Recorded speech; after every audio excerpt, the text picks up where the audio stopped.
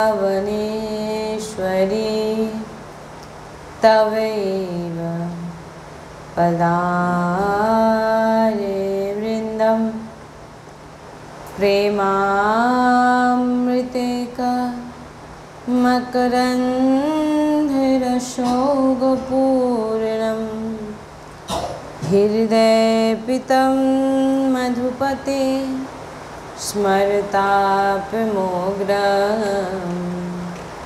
निर्वापयत्परं शीतलमाश्रयामि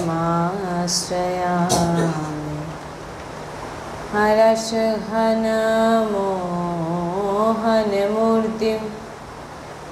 विचित्रकेलिमहोत्सवोल्लासितं राधाचरण विलोलिता रुचिराशिखण्ड हरिं वन्दे श्री राधा वल्लभ लाल की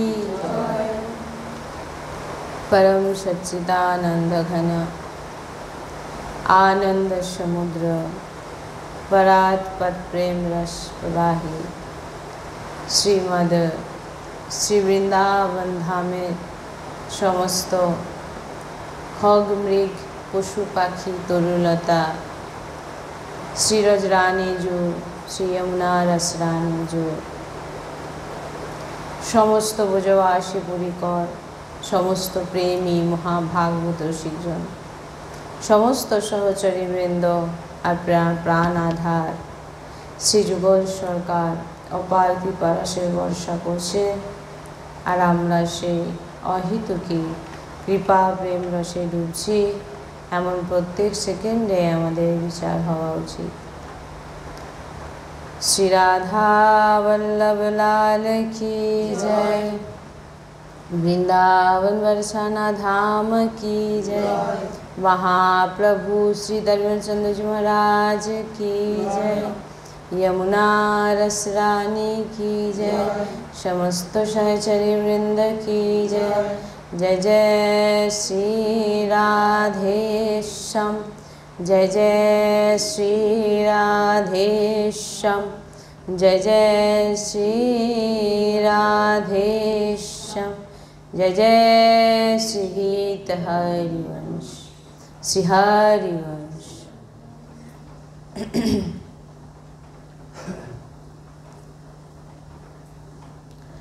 श्याम श्यामा प्रकट प्रकट अक्षर निकट प्रकट रस श्रवत अति मधुर वाणी।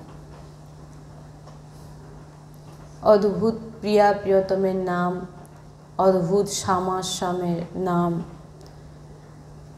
उच्चारण करा मात्रेई आपनार सामने प्रकट हो जाए। श्याम श्यामा प्रकट प्रकट अक्षर निकट प्रकट रस श्रवत अति मधुर वाणी। ताई এই অক্ষর যেন আমরা সব সময় উচ্চারণ করা মাত্রে আমাদের ভিতরে এমন ভাবনা আসে যে আমার প্রিয়া প্রিয়তম আমার সঙ্গেই বিরাজমান। नाम बनी निकट श्याम श्यामा प्रकट, नाम बनी सुनत श्याम श्यामा सुबस। नाम बानी एक अद्भुत, তাই যেখানেই বলছেন যে নাম বাণী নিকট, যিনি নাম উচ্চারণ করে নামের রাধা নাম শ্যামাশ্যাম, হা শ্যামা, হা শ্যাম, হা শ্যামাশ্যাম, হা রাধা, হা প্রিয়া প্রিয়তম, হা লাডলি লাল, এমন উচ্চারণ করা মাত্রেই নাম বাণী নিকটে শ্যাম শ্যামা প্রকট, উচ্চারণ করা মাত্রে শ্যাম শ্যামা কিন্তু আপনার সামনে প্রকট হয়ে যাচ্ছে। কিন্তু আমাদের তেমন সামর্থ্য নেই যে আমরা অনুভব করি যে প্রিয়া প্রিয়তম আমার পাশে বিরাজমান, আমার সামনে বিরাজমান। কারণ আমাদের এমন অনুভব হয় না কেন? আমরা উচ্চারণ করছি, আচার্য গুরু বলছেন উচ্চারণ করা মাত্রই শ্যাম শ্যামা আপনার সামনে প্রকট হয়ে যায়। কিন্তু আমাদের মনে ভাবনা আসে যে আমরা তো দেখতে পাই না, আমরা কেন দেখতে পাই না? আমরা তো অনুভবও করতে পারছি না যে নাম বাণী নিকট শ্যাম শ্যামা প্রকট, নাম বাণী শোনাতে শ্যাম শ্যামা সুভাষা। নাম বাণী এত উচ্চারণ করার পরেও কেন আমরা অনুভব করতে পারি না? কেন আমরা বুঝতে পারি না যে শ্যাম শ্যামা আমাদের কাছে প্রকট হয়ে আছে, আমাদের সামনেই প্রকট হচ্ছে না, আমাদের সামনে নৃত্য করছে না, আমাদের সঙ্গে সঙ্গে চলছে, এটা আমাদের অনুভব হয় না। কিন্তু আচার্য চরণ, গুরু সমস্ত মহাপুরুষ বলছেন যে উচ্চারণ করা মাত্রই আপনার জিহ্বাতে, নাম উচ্চারণ করা মাত্রই আপনার জিহ্বাতে প্রিয়া প্রিয়তম প্রকট হয়ে যাচ্ছে। কিন্তু আমরা সেটা অনুভব করতে পারি না, কারণ আমাদের কিছু ভুল বলতে এমন কিছু কিছু জিনিস যেগুলো আমরা করে ফেলি অজান্তেই। কারোর প্রতি দোষ দৃষ্টি, অহংকার, কারো দোষ দর্শন করা, তখন কি হয় আমাদের অনুভবে আসে না যে প্রিয়া প্রিয়তম যে সবসময় আমাদের সঙ্গে, সেটা অনুভবে আসে না। যখন আমরা কারোর প্রতি, কারণ আমরা কিসের সঙ্গে জড়িয়ে আছি? সংসারের সঙ্গে। কিন্তু এখানে বলা হয়েছে তুমি সংসারে থেকেও তুমি সংসারের নয় এমন ভাবনা করে তুমি সংসারে থাকো, যে আমাকে প্রিয়া প্রিয়তম আমাকে সেবা দিয়েছে, সেই সেবাটা আমি করতে আছি। কিন্তু আমরা কি করি? সংসারকে একদম নিজের ভেবে নিয়েছি, যার জন্যে আমাদের যে সমস্ত ভুলগুলো হয়, রাগ দ্বেষ, এই সমস্ত অনুভব করার জন্যেই, মানে এগুলো ভাবনা চিন্তা করার জন্যেই আমাদের অনুভবে আসে না যে প্রিয়া প্রিয়তম আমাদের সঙ্গে সবসময় আছেন। যখন আমরা কারোর প্রতি নিজের ভাব রাখি, তো তখন কি হয়? অজ্ঞানে আমাদের ভিতরে প্রেম জন্মায়, রাগ জন্মায়।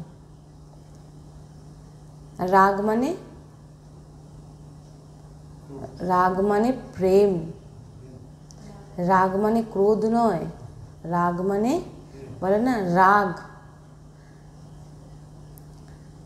প্রেম হয়ে যায়। যখন আমরা কারোর প্রতি নিজের ভাব রাখি, আমার ছেলে, আমার বাড়ি, আমার সংসার, তখন কি হয়? অজ্ঞানবশত আমাদের রাগ হয়ে যায়, প্রেম হয়ে যায়। আর যখনই যার প্রতি আমাদের রাগ জন্মালো, প্রেম জন্মালো, সে যখনই আমার কোনো প্রতিকূল আচরণ করলো, আমার বিরুদ্ধে কোনো আচরণ করলো, যার প্রতি আমাদের রাগ জন্মাচ্ছিল এক্ষুনি, এবারে তার প্রতি আমাদের দ্বেষ জন্মে গেল। হ্যাঁ, এই হয়ে গেল গন্ডগোল। যখনই আপনাকে কিছু ভালো, আপনার সঙ্গে ভালো আচরণ, ভালো ব্যবহার করছে, তখন সে আপনার কাছে ভালো। আর যখনই আপনার বিরুদ্ধে কিছু আচরণ করছে, সে হয়ে গেল আপনার কাছে খারাপ। কারণ এইটা হচ্ছে, এর মধ্যেই আমরা জড়িয়ে আছি, ফেঁসে আছি। ব্যক্তি বস্তু যে কেউ হোক, কি হয়? আমরা অনুকূলতাতে আমরা সুখ হয় আমাদের, আর প্রতিকূলতে আমাদের দুঃখ হয়। এটাই হচ্ছে অজ্ঞান, না অনুকূল না প্রতিকূল।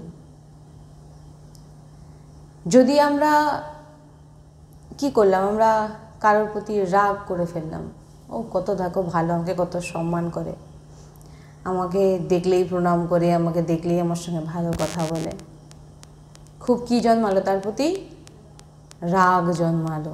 রাগ মানে প্রেম। এইবারে সেই এখন ঘুরে পড়ে আপনার নিন্দা করে দিল, আপনার মনে কি জন্মে গেল? ক্রোধ, দ্বেষ।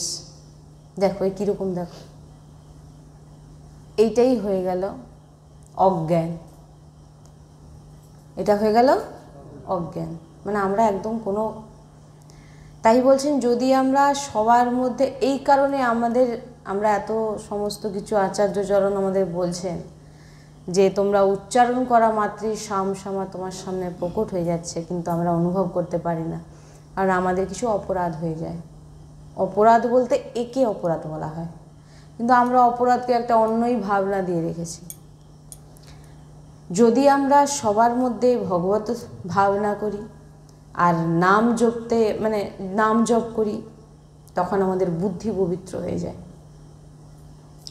তখন অনুকূলতা আর প্রতিকূলতা আমাদের জীবনে আসবেই না। কেউ আমার প্রশংসা করলেও যেমন আমার ভিতরে যেমন ভাবনা, আর কেউ আমার দুর্নাম করলেও আমার তেমন, কোনো কিছু যাবে না, আসবে না আপনার। বুদ্ধির সামে থাকবে, মানে একদম বুদ্ধি কোনো দিকেই, যে আমাকে প্রতিকূল আচরণ করছে বলে খুব ভালো, এটাতেও আপনার কোনো যাবে না, আসবে না। কেউ খারাপ আচরণ করলেও আপনার যাবে না, আসবে না। একদম যে ব্যক্তি আপনার সামনে দাঁড়িয়ে আপনার প্রশংসা করছে এবং আপনার দুর্নামও করছে, জানতে হবে যে এর মধ্যেই আমার সচ্চিদানন্দ প্রভু স্ফুরিত হচ্ছে। এটা জেনে নিন। আপনি যদি অনুভব করতে চান যে ইনার মধ্যে, আপনাকে এটা সবসময় ভাবতেই হবে। আপনি হয়তো তিনাকে কিছু বলে বসছেন, কারণ আমরা একসঙ্গে থাকি, কোনো পরিবারের সঙ্গে থাকি, কোনো কিছু হলে আমরা তার উপরে বলে বসছেন আপনি, কিন্তু আপনার ভিতর থেকে আপনি জানবেন যে এ হচ্ছে এর ভিতরে বিরাজমান আমার সচ্চিদানন্দ প্রভু স্ফুরিত হচ্ছে। মা ছেলেকে কি বকবে না? মা ছেলেকে শাসন করবে, শাসন করতে হবে, কোনো কথা আমরা বলবো, সবই করব, কিন্তু আমার ভিতরের ভাবনাটা যেন এমন না থাকে, এরকম যেন থাকা আমাদের দরকার যে এর ভিতরেই আমার সচ্চিদানন্দ প্রভু কিন্তু বিরাজমান।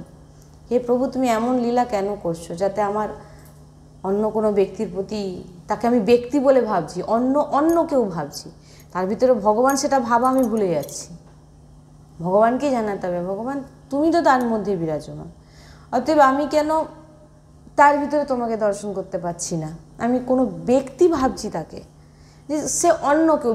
আপনি তার উপর অনুকূল প্রতিকূল ভাবনা যদি রাখেন, তার মানে কি ভগবানের অন্য সে কেউ, ভগবান সে নয়, তাকে আপনি ভগবান ভাবছেন না। এখানে কোথায় চলে আসলেন? আপনি ব্যক্তিতে চলে আসলেন, যেটা পূর্ণরূপে একদম ভুল।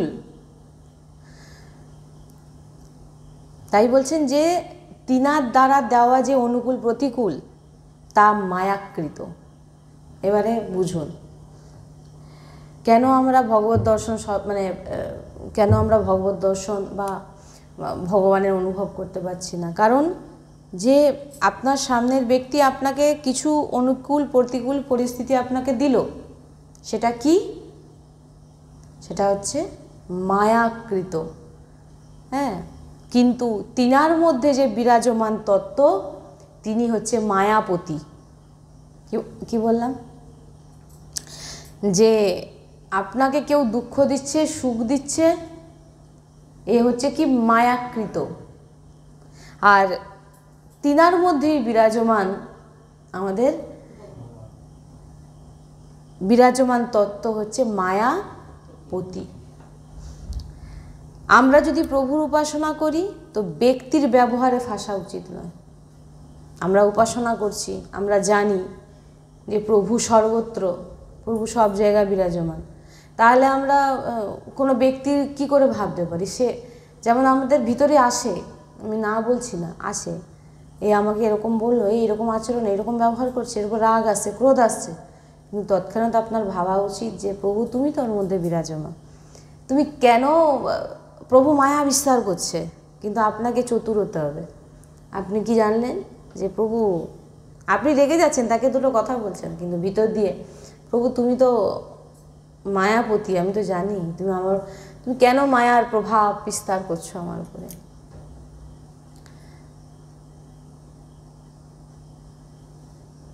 ব্যক্তিতে বিরাজমান যে তত্ত্ব, তাকে দেখবেন।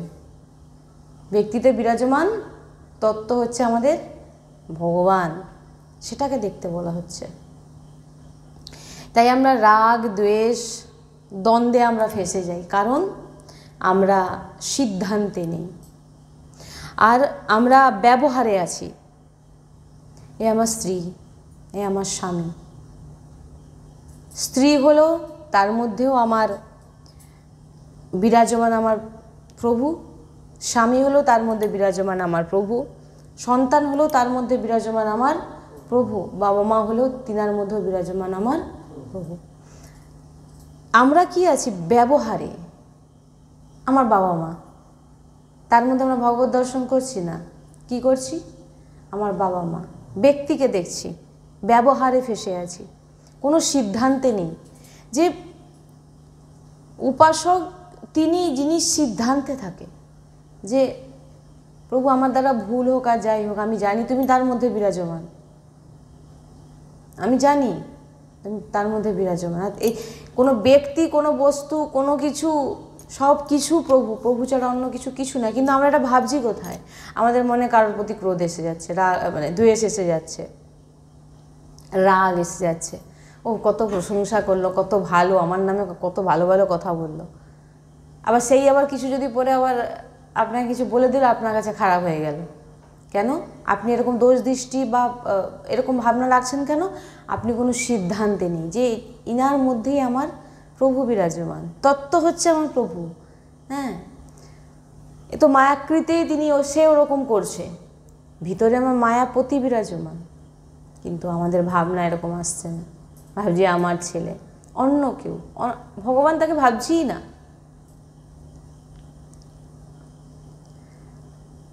যেমন আমাদের সামনে যে ব্যক্তি রূপে এসেছে আমাদের ভগবান, যতটা বুদ্ধি বল দিয়ে ভগবান আমাদের দিয়েছেন, সামগ্রী দিয়েছেন, বল দিয়েছেন, বুদ্ধি দিয়েছেন, আমরা তিনার সুখের জন্যই যেন ব্যবহার করি। বলা হচ্ছে যে কোনো ব্যক্তি আপনার সামনে আছে, আপনাকে দেওয়া হয়েছে, স্ত্রী, পুত্র, আত্মীয় স্বজন আপনাকে দেওয়া হয়েছে। এবারে ভগবান আপনাকে যতটা বুদ্ধি, ভগবান আপনাকে যতটা বল, ভগবান আপনাকে যতটা সামগ্রী, যা কিছুই দিয়েছেন, এটা কিসের জন্য দিয়েছেন? তিনাকে প্রসন্ন করবার জন্য।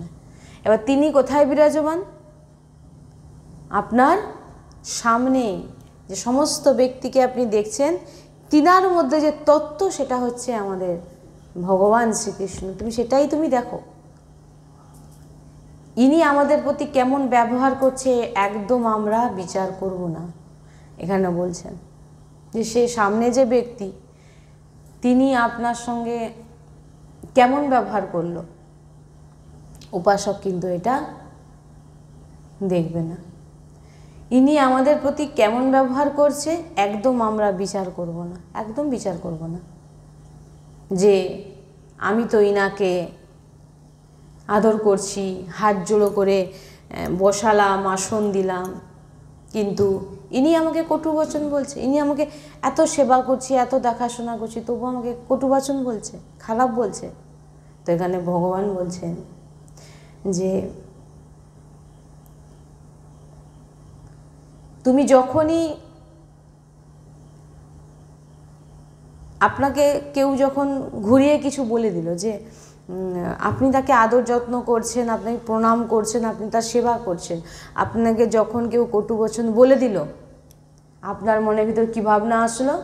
আমি এত সেবা করি, ইনার কি কর্তব্য? আপনার মনে কি আসবে?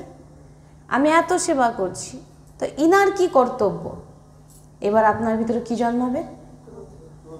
খুব ভালোভাবে এটা বলতে পারছেন, কারণ এটা দিনরাত চলছে, তো ওই জন্য মনে খুব তাড়াতাড়ি স্ফুরিত হয়ে গেল ক্রোধ। কারণ এবার আমরা ব্যক্তিত্বে এসে গেছি, কোনো ব্যক্তিকে ভাবছি ইনি হচ্ছে, ইনার ভিতরে মানে ইনি সব, ইনার ব্যবহারটাকে আমরা দেখছি। কিন্তু এখানে বলা হচ্ছে আমাদের প্রতি যেমনই ব্যবহার হোক না কেন, একদম আমরা বিচার করব না। কারণ আপনার সামনে যে ব্যক্তি দাঁড়িয়ে আছে তার ভিতরে বিরাজমান আমার প্রভু, আর এটাই মায়া। আপনাকে যে কিছু বলছে মানে জানতে হবে এটা মায়া।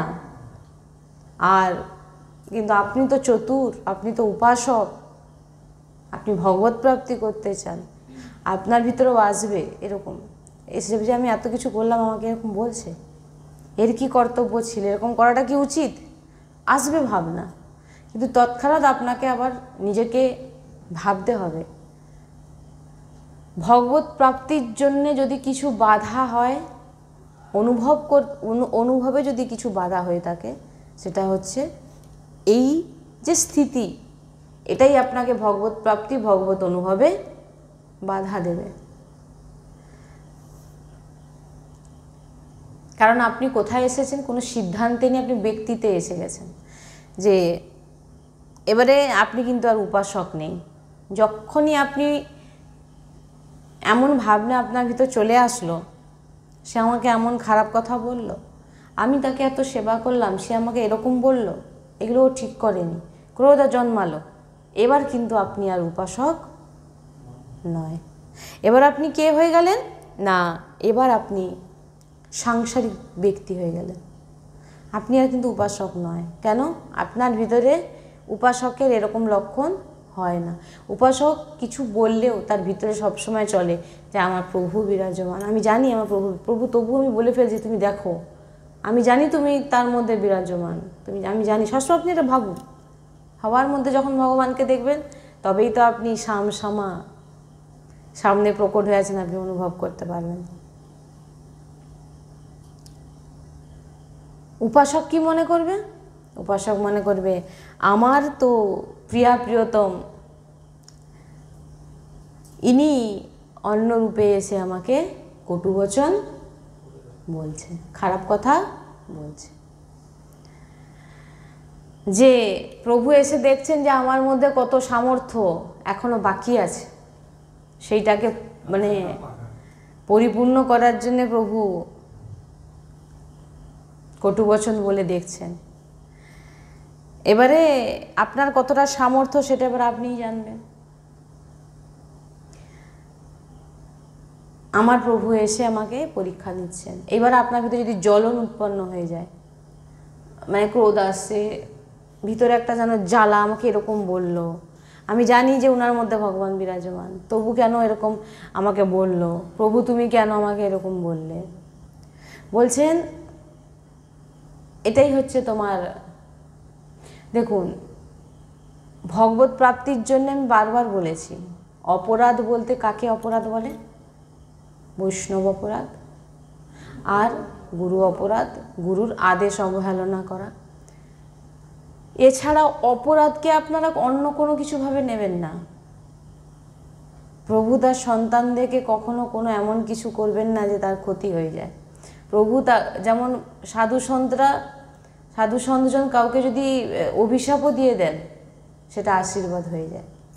দেখবেন কত চরিত্র আছে, পড়ে দেখবেন, যিনাদেরকেই অভিশাপ দেওয়া হয়েছে তিনারা ভগবানকে দর্শন করেছে।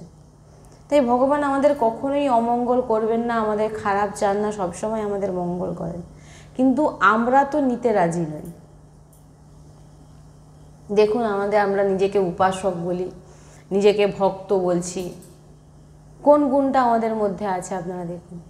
আপনাকে বলা হচ্ছে না আপনি ব্রত করুন, তপস্যা করুন, বিভিন্ন এটা সেটা যে যা যা প্রক্রিয়া, কিছু এখানে বলা হচ্ছে না। আপনাকে শুধু বলা হচ্ছে আপনি সবার মধ্যে ভগবানকে দর্শন করুন।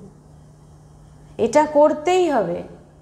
আপনি না ব্রত করতে পারুন, না আদি সমস্ত যত কিছু আছে না করতে পারুন, কিন্তু সামনের ব্যক্তিকে ভগবত দর্শন করা, কারোকে নিচু না দেখানো, কারোকে খারাপ কথা না বলা, অহংকার না আনা, দৈন্য থাকা, এইগুলো যদি আপনার ভিতরে থাকে তো আপনার অবশ্যই ভগবত প্রাপ্তি নিশ্চিত।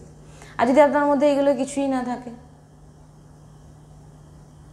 ভাববেন আমি ব্রত আদি করে ভগবানকে ব্রত করে সামনের ব্যক্তিকে অপমান করব, নিন্দা করব, চুগলি করব, প্রপঞ্চ বলবো, আপনার কোনো কিছুই গ্রহণযোগ্য নয়। আপনি 56 ভোগ দিচ্ছেন, কিন্তু আপনার মনে ঠিক ভাবনা নয়। এই কারণেই বলা হচ্ছে যে তুমি সবার মধ্যে ভগবত দর্শন করে, সৃষ্টিতে কিচ্ছু প্রভু ছাড়া অন্য কেউ নেই। আপনাকে যদি কেউ সামনের ব্যক্তি কিছু বলেও থাকে, আপনার এটা মানা উচিত, উপাসকদের বলা হচ্ছে। আর উপাসকই জানে যে আপনাকে যিনি গালাগালি করছে তিনি আর অন্য কেউ নয়, মায়াপতি। তিনি অন্য কেউ নয়, মায়াপতি কে? ভগবান। তিনিই সামনে বিরাজমান হয়ে এমন পরিস্থিতি তৈরি করছেন যাতে আপনি আরও ক্রোধিত হয়ে যান। কতটা নিজেকে কন্ট্রোল রাখতে পারছেন ভগবান দেখছেন, এবং মজবুত করার জন্য আপনাকে সে পরিস্থিতি দিচ্ছে। পরিস্থিতি যদি না আপনাকে দেন, ওই যে বলেন নাম ভগবানের নাম করি, ভগবান এত দুঃখ দেয়, এত কষ্ট দেয়, তাহলে তুমি এখন তো অজ্ঞান, তুমি তো কিছু বোঝোই নি, তা তুমি কি করে ভগবত প্রাপ্তি করবে? ভগবত প্রাপ্তি করার জন্য তোমাকে তো দৈন্য হতে হবে, অহংকার হৃদয় থেকে দূর করতে হবে। তুমি যদি বলো যে না আমাকে ভগবান দুঃখ দিচ্ছে, প্রথম তো দুঃখ তুমি তোমার কর্মে পাচ্ছ, তোমাকে কেউ দুঃখ দিতে পারবে না, তোমার কর্মই তোমাকে দুঃখ দিচ্ছে। আর দ্বিতীয়, উপাসক কি মনে করে? আমার প্রভু সামনের ব্যক্তির মধ্যে বিরাজমান হয়ে আমাকে পরীক্ষা করছেন, যাতে আমি আরো মজবুত হতে পারি, পাষাণ হতে পারি। আপনাকে যদি কিছু না করা হয়, আপনি কোনো দিন সেই জায়গায় পৌঁছাতে পারবেন না। যে জায়গায় না পৌঁছালে আপনি ভগবানকে পাবেন না। তার জন্য আপনাকে তৈরি করা হচ্ছে, মজবুত করা হচ্ছে। যত ভক্ত চরিত্র তুলে ধরুন, সামান্য অর্থ, সামান্য কিছু পরিস্থিতি আমাদের জীবনে আসলে আমরা ভগবানকে ভুলে যাব কি? ভগবানকে যা মনে আসলো তাই শুরু করে দিলাম। প্রথম তো এটা মনে করতে হবে যে আমার কর্ম আমাকে আজকে এই দুঃখ দিচ্ছে। আর দ্বিতীয়, প্রত্যেক ব্যক্তির মধ্যে আমার ভগবান বিরাজমান। যদি কেউ আমাকে কিছু বলে থাকে, আপনি একটু মনে করবেন যে দেখুন ভগবান, আমি ভগবানের নাম করছি, আর দেখুন ভগবান তার মধ্যে কিন্তু বিরাজমান। এটা ভাববেন, তার মধ্যে বিরাজমান। হ্যাঁ, ভগবান তুমি এরকম লীলা করছো কেন? উপাসকের এটা ভাবনা হয়। কিন্তু আমরা কি করি? কত কথা উঠছে দেখো, কিরকম কথা বলছে দেখো। এটা ভগবত প্রাপ্তির জন্যে সব থেকে বড় বাধক। তুমি উপাসক, তুমি সৎসঙ্গী, তুমি সৎসঙ্গ শুনছো, তুমি উপাসনায় আছো, তুমি কি করে অন্য কারো দোষ দেখতে পারো? কিন্তু সাংসারিক ব্যক্তি, তাহলে তুমি সাংসারিক ব্যক্তি। তুমি একটা সামনে একটা ব্যক্তির মধ্যে তুমি ব্যক্তিত্বকে দেখছো, মানে তুমি তার ভিতরে ভগবানকে দর্শন করছো না। সে যে তত্ত্বটা কি সেটা তুমি দেখছো না, তার ব্যবহারটাকে তুমি দেখছো। তার ভিতরে যে বিরাজমান, সে যত খারাপ হোক, আর যতই আচরণ খারাপ হোক, যত নীচ হোক, তত্ত্বটা কিন্তু আমাদের প্রভুই, অন্য কিন্তু কেউই নয়। আর যে এমনটি দেখে নিয়েছে, জেনে নিতে হবে তার ভগবত প্রাপ্তি নিশ্চিত, কারণ সে সবার মধ্যে ভগবানকে দর্শন করছে। একটি শুধু ব্যক্তি, কিন্তু আমাদের যে স্থিতিটা তো ঠিক নয়।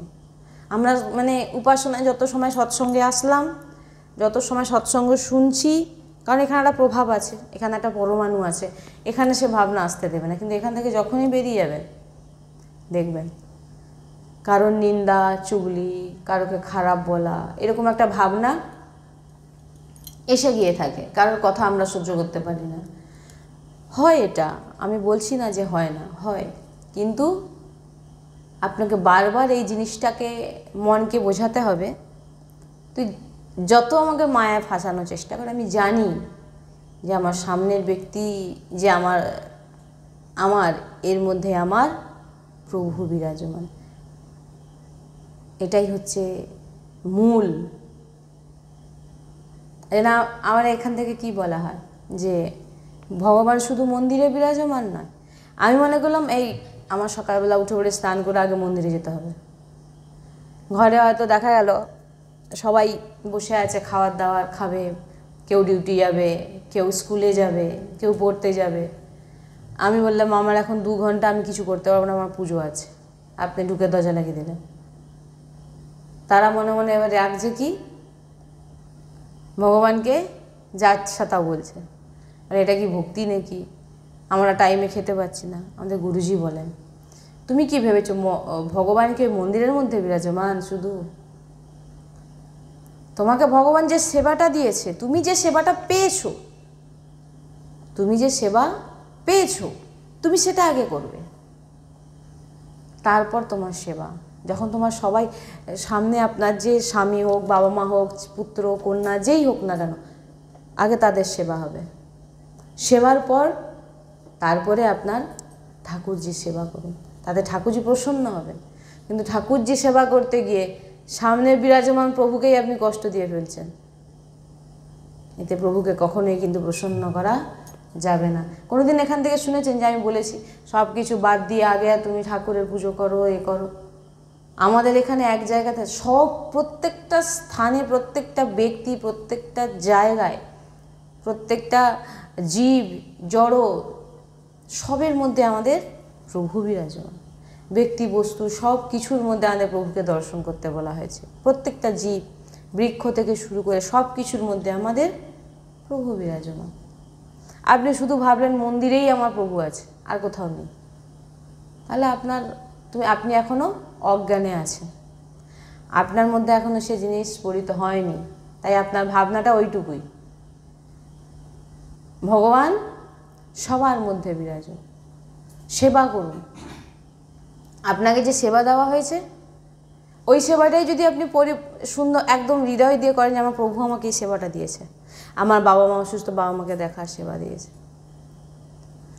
ওটাকেই যদি আপনি খুব দৃঢ়ভাবে করেন আর ভিতর থেকে সবসময় ভগবতের নাম উচ্চারণ, আপনার ভগবত প্রাপ্তি হয়ে যাবে। কিন্তু আপনি সামনের ব্যক্তির মধ্যে দোষ গুণ লক্ষ্য দেখলেন, প্রপঞ্চ করলেন, চুগলি করলেন, নিন্দা করলেন, আবার বলবেন এসে মন্দিরে পুজো করব, এইগুলোই হচ্ছে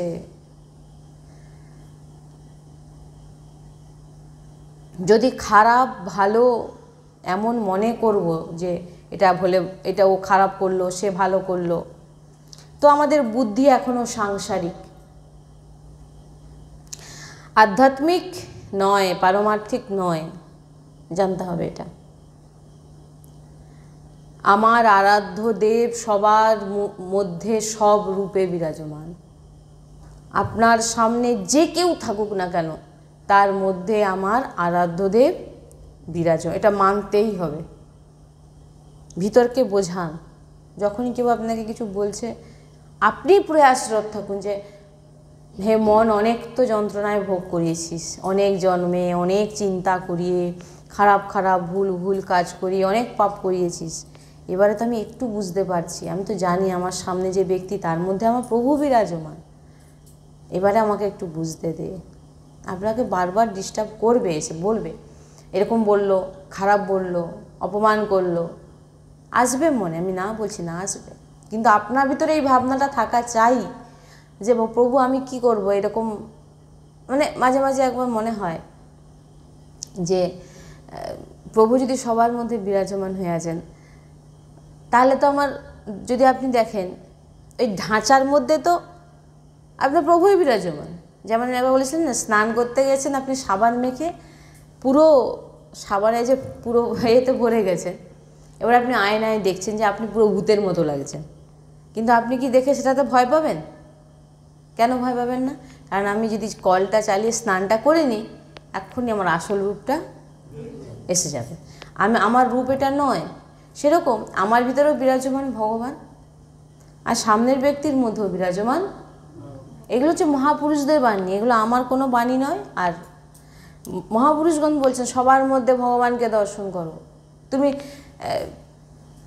তুমি নিজে কৃষ্ণ হয়ে যাও, তারপরে তুমি কৃষ্ণকে জানবে।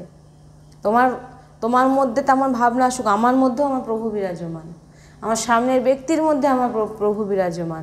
আর যত কিছু খারাপ ভালো পরিস্থিতি ঘটছে, সবই প্রভুর মায়া। আপনার সামনে কিছু খারাপ হচ্ছে, আপনাকে বিচলিত করানোর চেষ্টা করা হচ্ছে, এটা হচ্ছে প্রভু বলেন যাও তো একটু দেখো তো। মায়াকে যোগমায়াকে বলে দিল যাও একটু দেখো এর ব্যাপারটা। তখন যোগমায়া একটু কিছু খেলে দিল, এবার আপনি বিচলিত হয়ে গেলেন। মায়া গিয়ে বলল প্রভু এ তো এখনও আমার বসে আছে, আপনার চরণ এখনও ঠিকঠাকভাবে অর্পিত হয়নি। ব্যাস, মায়া আপনাকে খেলাতে লাগলো। আর এখন যদি আপনাকে একটু গালা গেলে আপনি আনন্দে থাকলেন, চুপচাপ থাকলে, হয়তো মনে খারাপ ভাবনা আসবে, হে প্রিয়া প্রিয়তম আমি জানি আপনি তার মধ্যে বিরাজমান, আপনার ভাবনা জানবে, চেষ্টা, আপনি পাস হয়ে যাবেন। আমাদের মন খুব চঞ্চল, তাই শ্যামাশ্যামকে একদম অনুভব করার জন্য আমাদের সামনের ব্যক্তির মধ্যে অবশ্যই ভগবানকে দেখা। সে যে কেউ, আপনাকে স্ত্রী আছে, আপনার স্ত্রীর প্রতি যা কর্তব্য, আপনার সন্তানের প্রতি যা কর্তব্য, বাবা মার প্রতি যা কর্তব্য, আপনি কর্তব্য করবেন। কিন্তু তাদের থেকে যে প্রতিকূল অনুকূল পরিস্থিতি বা আচার ব্যবহার আসবে, এবার আপনাকে সেখানে দেখতে হবে আপনার ভাবনাটা কী আছে। এবার আপনাকে তাদের মধ্যে কাকে দেখতে হবে? প্রভুকে। যে প্রভু তুমি তেনাদের মধ্যে বিরাজমান, আপনি আমাকে আপনার সেবার জন্য সুযোগ করে দিয়েছেন। আপনি বাবা মার সেবা করছেন, স্ত্রীর সেবা করছেন, সন্তানের সেবা করছেন। প্রভু আপনাকে তার নিজের সেবার জন্য আপনাকে এই অধিকারটা দিয়েছেন। এবার আপনি যদি মনে করে ফেলেন যে আমি এদের মালিক,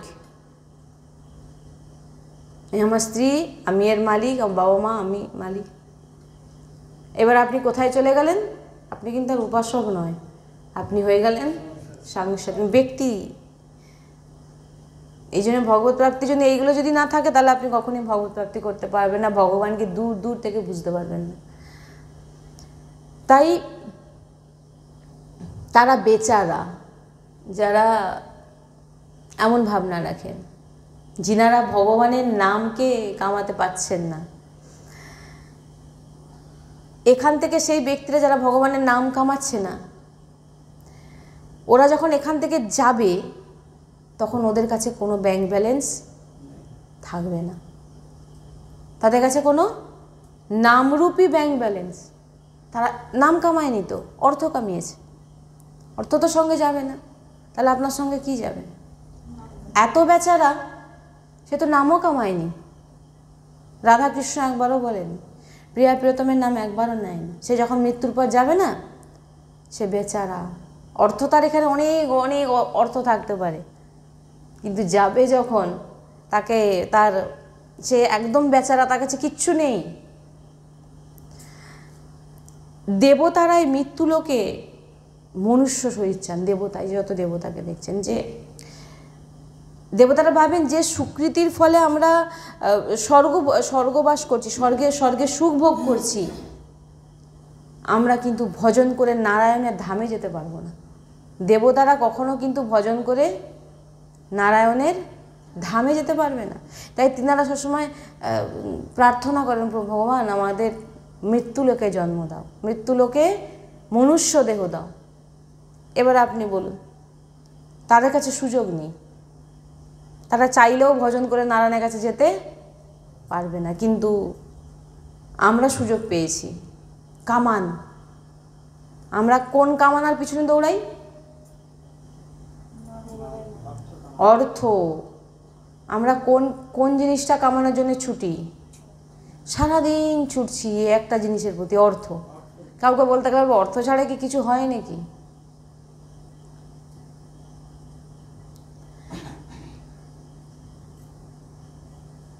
একান্তে যখন আপনি বসে চিন্তা করবেন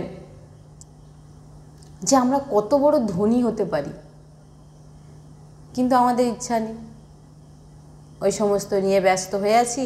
কোনো সময় শরীর চলে গেল, এবারে ভুগলাম। না আছে নামের কামাই, না আছে কোনো কিছু, যাও এবারে ভোগো। তুমি সুযোগ পেয়েছো, সুযোগটাকে কাজে লাগাও, দিন রাত নাম কামাও, নাম কামাও। একান্তে চিন্তা করুন যে আমি কত বড় ধনী। রাধা রাধা রাধা রাধা বলছেন, যা চাইবে কিনে নেবেন। সাংসারিক বস্তু দিয়ে আপনি সাংসারিক জিনিস কিনবেন, কিন্তু রাধা রাধা যে অর্থ আপনি কামাচ্ছেন, সেটাতে আপনি কাকে কিনবেন? প্রিয়তমকে, ভগবান শ্রীকৃষ্ণকে। আপনি রাধা নামরূপী ধন, ব্যাংক ব্যালেন্সে আপনি যা চাইবেন তাই কিনে নেবেন। যা চাইবেন এর মধ্যে সব আপনারা কি চান কিনতে? ভগবানকে অধীন করতে, ভগবানকে পেতে চান। আর এখানে আপনাকে বলছেন যে আপনি রাধা নামরূপী ধন দিয়ে আপনি প্রভুকে কিনে নেবেন। এবার ভাবুন, না আপনি নাম নিলেন, না আপনার মধ্যে কোনো আচার ব্যবহার আছে, মৃত্যু ঘটে গেল, আপনার কাছে কোনো ধন নেই। ভাবুন সে কত বেচারা, তার কাছে কিছু নেই, কত জমির মালিক, যখন সে যাবে কতটুকু জায়গা লাগে, সব পড়ে থাকবে, জমির ওপর জমি পড়েই আছে, স্ট্যাম্প শুধু নামের ওপর পড়ছে। আজ এর 20-30 বছর পর তার, আবার 20-30 বছর পর তার, কিন্তু জমি এক জায়গায় পড়ে আছে। গুরুজি সবসময় বলেন জমি এক জায়গায় পড়ে আছে, জমি কিন্তু কোথাও যাচ্ছে না, কিন্তু জমির নামগুলো শুধু বদল হয়ে যাচ্ছে। আজকে এর, তারপরে 20-30-40 বছর পর তার, আবার 20-30-40 বছর পর তার। তুমি আপনারা প্রত্যেকেরই দেখুন না, 20-30-40 বছরের পরে ওই সম্পত্তি, ওই জমি আবার ট্রান্সফার হয়ে গেল অন্যর নামে, কিন্তু জমি কিন্তু এখানেই পড়ে আছে। কত যুগ ধরে কত নাম পাল্টে পাল্টে চলে গেছে, স্ট্যাম্প শুধু মারতেই আছে, কিন্তু কেউ আর বোঝা মাথায় করে নিয়ে যেতে পারেনি।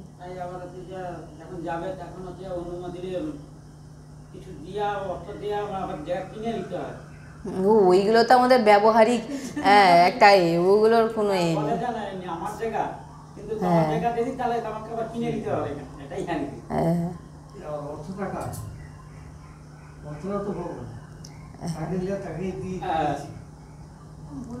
এগুলো হচ্ছে সাংসারিক, মানে এগুলো হচ্ছে সাংসারিক জিনিস। এই জন্যই তো বলা হচ্ছে যে আপনার যে চিন্তাধারাটা কোথায় সেটা আপনি বুঝুন। যে বুঝে নিয়েছে সেই উপাসক, যে বুঝতে পারেনি সে সাংসারিক। আমি বুঝে গেছি যে জমিটা প্রত্যেক 30 বছর 40 বছর অন্তর স্ট্যাম্প মারা হচ্ছে কারোর নামে, জমিকে জমি পড়ে আছে। এবার জমির ওপর বিভিন্ন রকম, দেখুন আজ এ ঘর করলো, সে 50 বছর 100 বছর পর সে কিন্তু মারা গেছে, সে খালি দেওয়াল রং করতে আছে। এই দেওয়ালকে দেখছে, এটাকে কিভাবে দেওয়ালের রংটাকে, ওই দেখতে দেখতে তার সময় নষ্ট হয়ে গেল, দেওয়ালও তার সঙ্গে গেল না, রঙও তার সঙ্গে গেল না, বেচারা চলে গেল। আবার ভেঙে দিয়ে আবার সেখানে কেউ অন্য ডিজাইন করলো, মানে কোনোটাই তো স্থির, কোনোটাই সত্য নয়, সব মিথ্যা। এগুলো যেগুলোতে আমরা ফেসে আছি, আমরা চোখে যেগুলো দেখছি সেগুলো সব মিথ্যা। আর যেগুলো আমাদের কিছু কিছু, মানে এগুলো আচার্য মহাপুরুষের চরণে বসলে জানতে পারবেন এই আসল রহস্যটা। বৃদ্ধ হয়েছে বাবা, এবার ছেলেকে দিতে হবে। বাবা কতদিন পেয়েছে? বাবা 30-40 বছর নিজের আন্ডারে রেখেছিল, এইবারে ছেলেকে ট্রান্সফার করে দিল। ছেলে এবার 30-40 বছর আন্ডারে রাখবে, আমার করবে, তারপর সেও মরে যাবে, তারপরে তার আবার ছেলে, এই চলছে।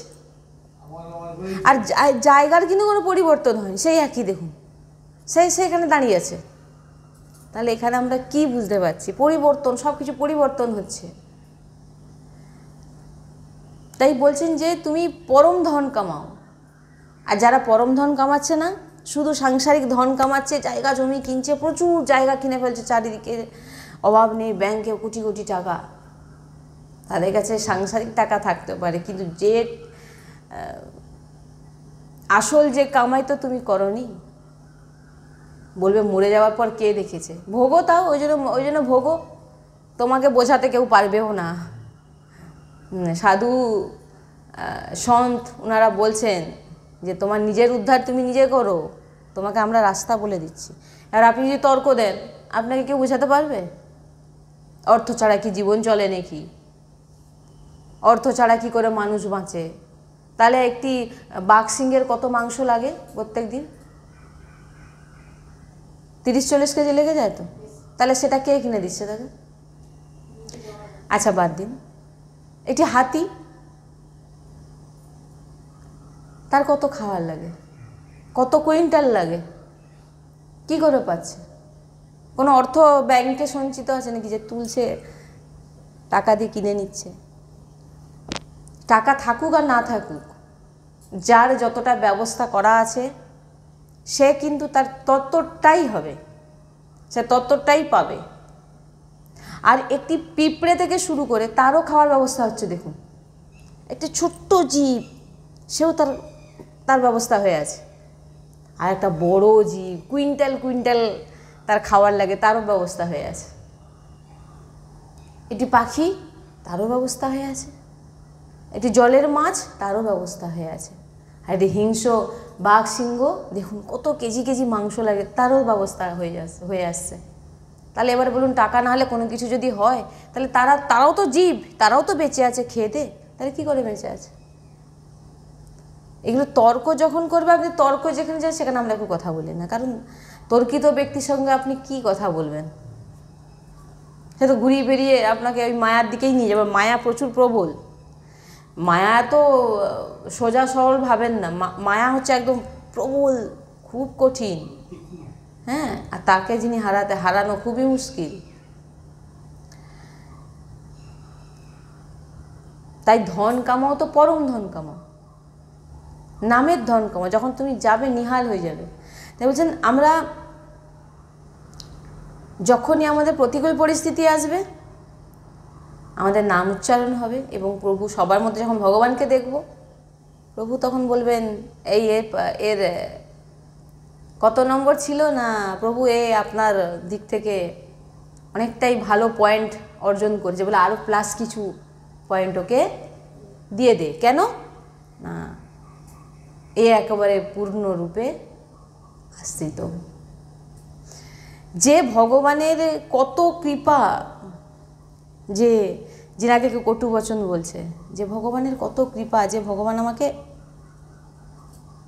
সবার মধ্যে কটু বচন বলে আমাকে অনেক উঁচুতে নিয়ে যাচ্ছে, এটা আমরা বুঝতে পারি না। যখন আপনাকে কেউ অপমান করছে না, আপনি ভিতর থেকে আরও মজবুত হবেন, সেই আচরণগুলো আপনি তখন করতে চেষ্টা করবেন না। এগুলো অনেক বিষয় আছে, গভীর বিষয়। তাই বলছেন যে ভগবানকে কেনার জন্য অর্থ কামাও, সাংসারিক বস্তু কেনার জন্য অর্থ তো এমনিতেই ভগবান আপনার কর্মে যতটা থাকবে আপনাকে, তার বেশি আপনি 1 টাকাও পাবেন না।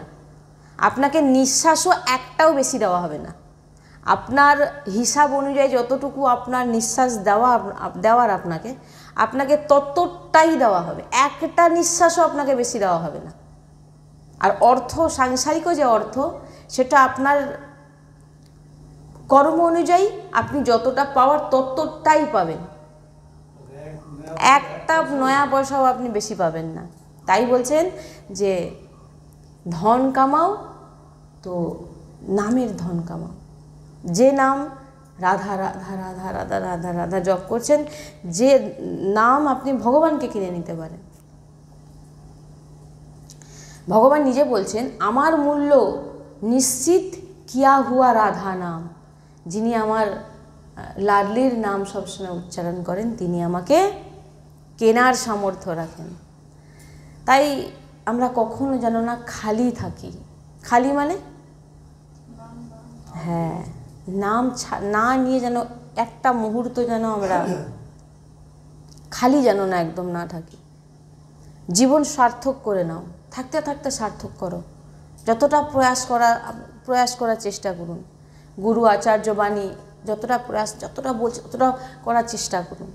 আর যখন মালিক হিসাব করতে বসবেন, বলছেন উদার শিরোমণি, তিনি যখন হিসাব করতে বসবেন, হিসাবের খাতায় তখন সেই হিসাব আলাদা।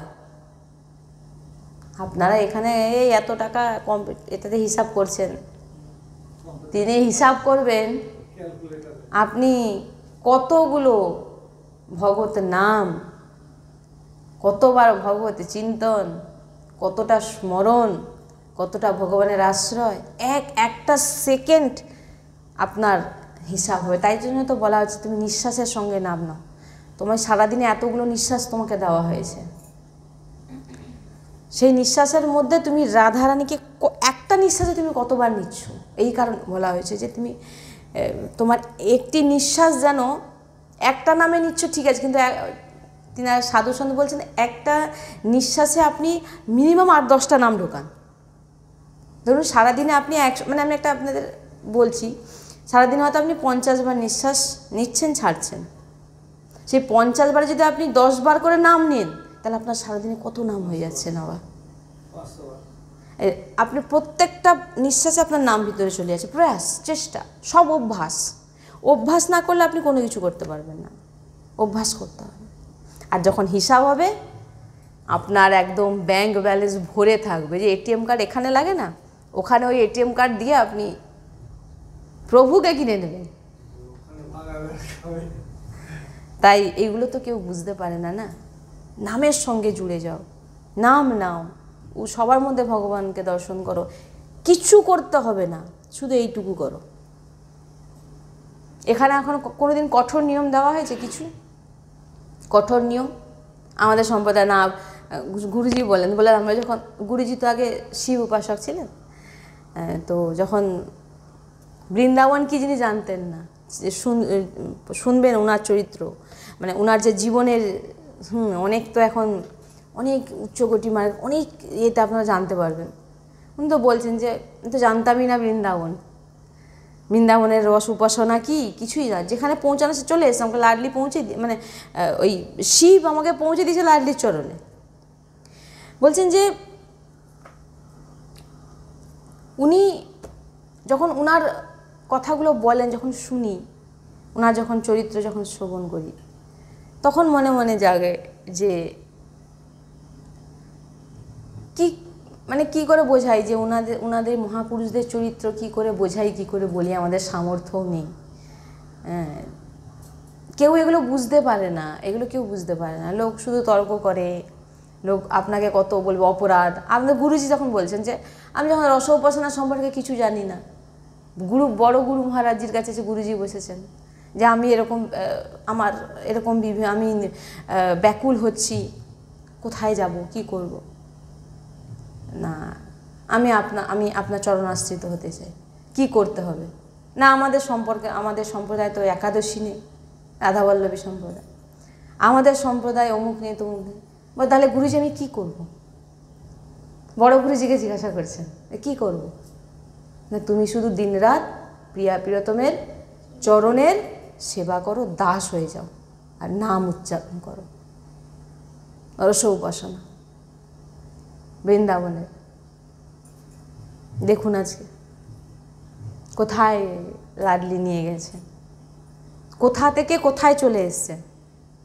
এখান থেকে যে রাধানাম শুনছেন গুরু মহারাজজির কৃপাতে, তিনি এক জায়গায় বসে আছেন, কিন্তু দেখুন তিনি কিন্তু কোথাও বাইরে যান না, ওই বৃন্দাবনে রাধাকেলি কুঞ্জ ছাড়া কোথাও যান না। কিন্তু দেখুন আজকে এখান থেকে যে আপনারা শুনছেন, এটা গুরু মহারাজজি বলছেন, ওনার কৃপাতে হচ্ছে। আমরা কি জীব ভগবতের নাম, রাধা নাম গান করব? কে করছে? গুরু কৃপা, গুরুজি এসে এখানে তিনি, মানে এত ওনার মধ্যে এত যে পাওয়ার, নামের নাম, যে সেখানে বসে বসে নিয়ে এখানে নামের গোটাটা বিস্তার ছড়িয়ে দিচ্ছেন। দেখুন কোথাও যেতে হচ্ছে না, এর বাড়ি তার বাড়ি বা ওখানে কোথাও যেতে হচ্ছে না, কারোকে বলতেও হয় না আমার এখানে আসো আসো।